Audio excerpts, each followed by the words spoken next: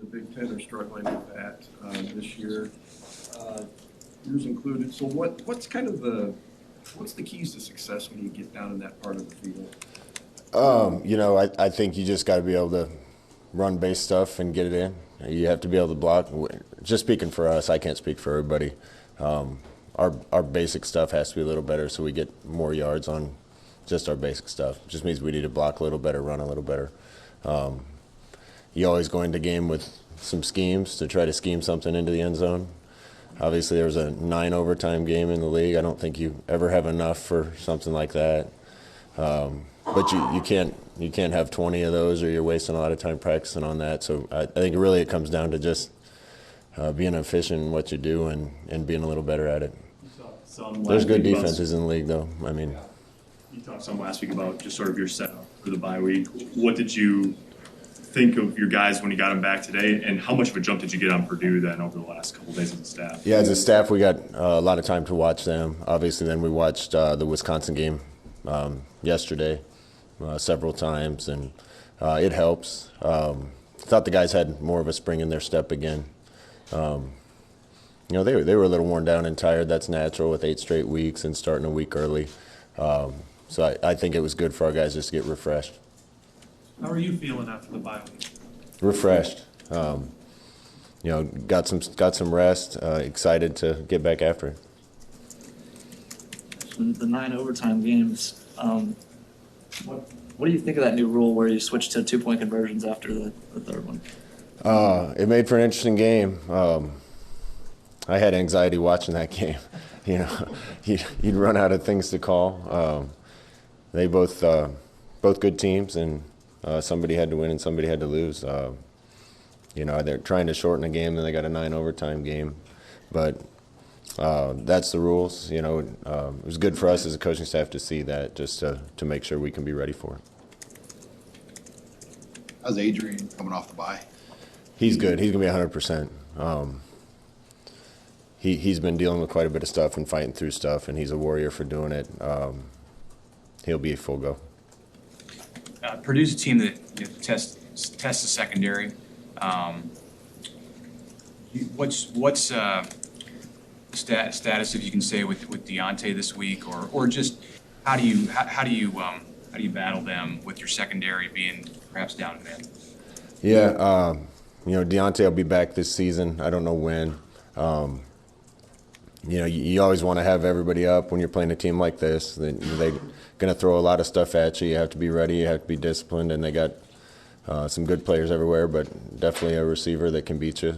So we got to have eyes on him and got to cover well and try to get to the quarterback. I think Purdue would have had a good chance Saturday. I think they turned it over 5 times. It's hard to win that way. So I don't expect that we'll get that same effort from them. Expect them to come in ready to go, and another good Big Ten team that'll be a battle. How impressive was that performance they had against Iowa 2 weeks ago? Yeah, there's a lot of good teams in the league, and I think any week any team can win. It usually comes down to a few plays here and there. Purdue made the plays in that game for sure. Bell made a lot of those plays, and everything just kind of went the right way for them that day. They played a heck of a game. We got to expect that Purdue team to come in here. You guys have obviously faced talented players of all kinds, but you're on a run here where I think 4 in a row, if you include Ohio State next week, face a really talented pass rusher. I guess just generally speaking, what does George Karlaftis do well, and how much pressure can a guy like that put on an offense and a play caller? He's a good player. He's one of the better players that we've played. I think he's got good guys around him too. Across the board, I think they're good pass rushers. Really impressed with their Sam linebacker, number 6. They're a good defense. They've really become one of the better defenses in the league, in my opinion, watching them on tape. You got to know where Karlaftis is all the time and account for him, and we got to battle and do the best we can. How's Marcus Buford progressed? I know he's a freshman, prep school freshman, but how has he progressed? He may get a chance to play a little bit more this week. Yeah, he's doing well. He's one of those kids that came in mature and ready to attack. I always say that's the mark of a freshman that's going to play early isn't necessarily talent. It's how quickly they grow up and become adults and good teammates and do little things right, and he came in that way. So excited about him right now and in the future. Casey Rogers said that Brant Banks was back at practice today. How does he look, and what role might he play for you guys on the stretch? Yeah, Brant's back. That's good. Always good to have more guys that have played and can do it. So we'll see where he factors in going down the stretch. With a guy like Thomas Fedoni, as he comes back and some of the rust off of practice and all that, do you, ideally for him, do you try to prescribe like a situation where maybe you can get him in, or do you throw him back in the mix and say, hey, if you can, get back in our rotation for a couple games? Yeah, I'm really excited about Thomas. He's still shaking a little bit of rust off. He's missed a lot of reps in some of the stuff we're doing. When he's ready to play and gives us as good or better chance to win as the other guys, he'll be out there. So he's got a really bright future, and we'll see how quick that comes. Much ground did you guys cover on the recruiting trail, and what kind of feedback did you get being out on the road for the first time in a long time? Yeah, it's great. How many days did you say it was? Like over 620 days. 620 days. All the coaches hit the road. I went to a high school in a game. The response was awesome. I was just talking to Barrett Root about this morning, and he's stuck mostly local during recruiting, but the response they got from coaches and administrators and students, I think people are enjoying watching this team. I think they're proud of this team. We got to get it over the hump, but I was really encouraged to hear the response and reaction that coaches said they got on the road, and really tough recruiting without being able to go out and evaluate and go out and get in front of coaches and get into high school. So we needed this, and it's a good first step. Is it reassuring? I mean, knowing that the results, win losses haven't been there, but yet you guys go out in all different ways and you're getting positive feedback. Yeah, that's encouraging. We beat ourselves up pretty bad. We've come up, just an inch short too many times. But when I look at it, the progress is obvious. The team's playing hard. We're playing more physical. We're bigger, faster, stronger. There's some areas we need to fix. But I think people are recognizing the type of team we have and the level we're playing at, and it's up to us to make the plays when it counts to get it over the hump.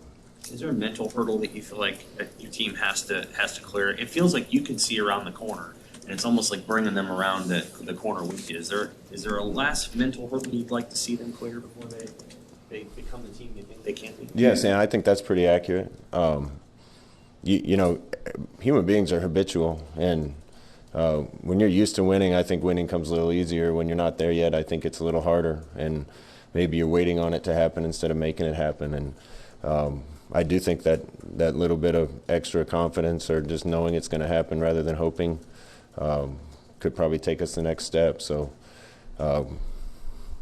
we're trying to be as psychological with the guys as we can, but they believe how good a team they are. Now it's just a matter of making the play when it counts and when it matters the most. You're a pretty even-keeled guy. Do you ever are you tempted to push the mad button ever with them, or do you feel like that would be? Does that make sense? I'm tempted in here sometimes. No, we don't let you guys into practice for a lot of reasons. That's one of them, because we do hit the mad button sometimes. I hit it on Wednesday. I put him in a lot of situations Wednesday with simulating the game on the line just to try to help them experience that even more. Not that we haven't done that before, but just continue to try to put them in competitive situations. This one matters. Can we count on you when it counts? We did a lot of really good things. We did a couple dumb things, and I wasn't happy about it. So there's a time and a place for that. And certain coaches we have on staff are better at hitting the mad button than others. But they're getting the players to play hard. This team believes how good they are, and we got another really good opponent coming in here, so we get another chance. There's a certain former head coach here, who used to save his hour for game day. Like, get right on the field right at that moment. Do you find that to be unproductive to get to lose it at that moment during the battle? Yeah, I think in general, I don't want to comment on anybody before me, but I think in general a team takes on the characteristics of its leaders. Leaders that are players, leaders that are position coaches, and leaders that are head coaches. And if leaders aren't staying cool, then it's hard for the team to stay cool. So I think game day is the time you should feel confident in the preparation. You should feel ready, and that's probably when you should be your calmest while being really fired up to play.